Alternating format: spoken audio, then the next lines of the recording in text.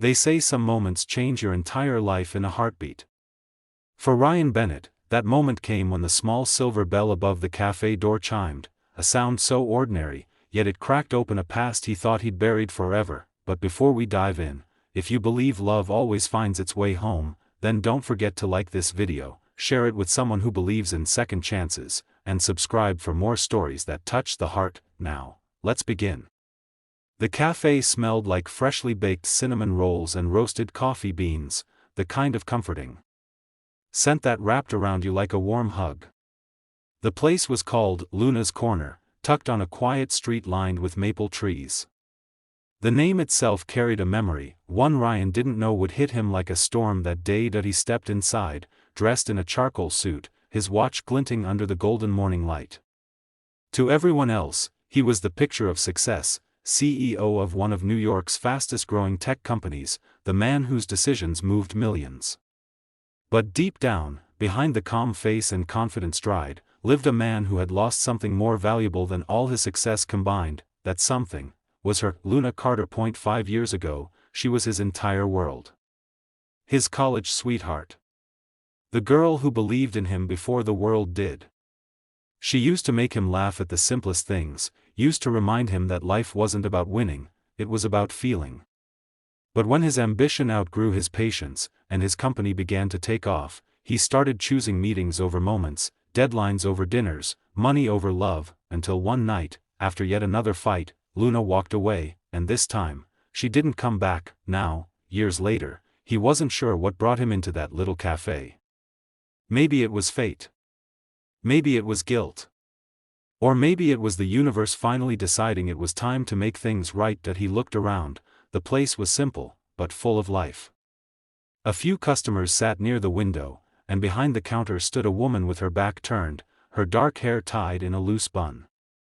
She was humming softly as she wiped the counter. Ryan froze. Even after all these years, he could recognize that voice anywhere. Luna, he whispered, almost afraid to say it aloud. Before he could move, a little girl, maybe 4 or 5, ran from the kitchen area, holding a small pink cupcake with one missing candle.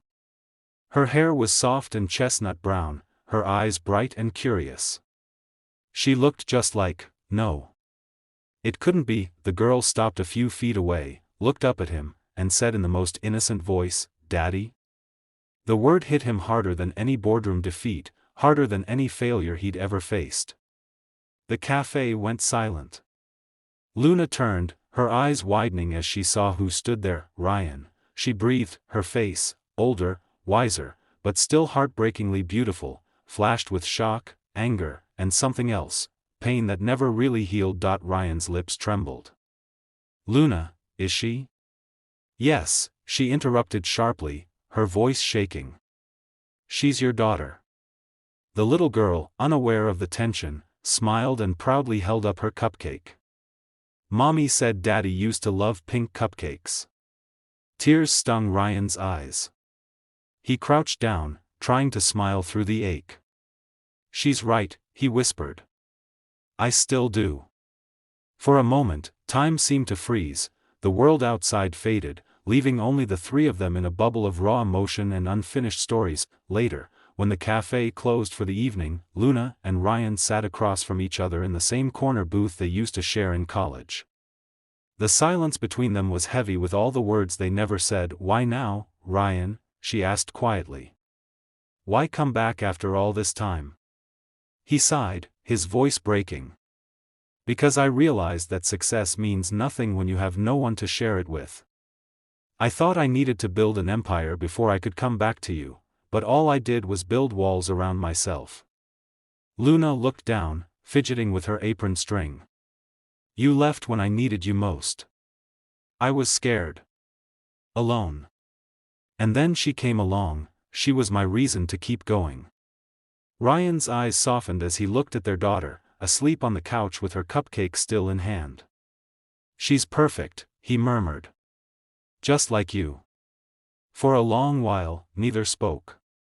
The city lights flickered through the window, and somewhere in the distance, soft jazz played from an old radio. Finally, Luna whispered, "I don't know if I can forgive you, not yet." Ryan nodded slowly. I don't deserve forgiveness. But I'm not here to take anything away from you. I just want to be part of her life, if you'll let me. Luna looked up, eyes glistening. And what about me, Ryan? What if she asks why we aren't together? He smiled sadly. Then tell her that sometimes love gets lost, but real love always finds its way back. Months passed.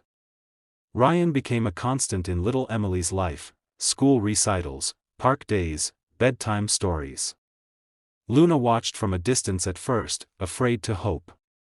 But the walls between them began to crumble, one shared laugh at a time, and one evening, as they walked Emily home from her first school play, Luna reached for his hand, hesitant, trembling, and Ryan gently held it. The city lights shimmered around them. Emily skipped ahead, humming a tune, while behind her walked two people who had finally learned what love really meant: not perfection, not timing, but forgiveness. As the screen fades to black, a soft voiceover plays. Sometimes life gives you second chances, not to fix the past, but to prove you've grown.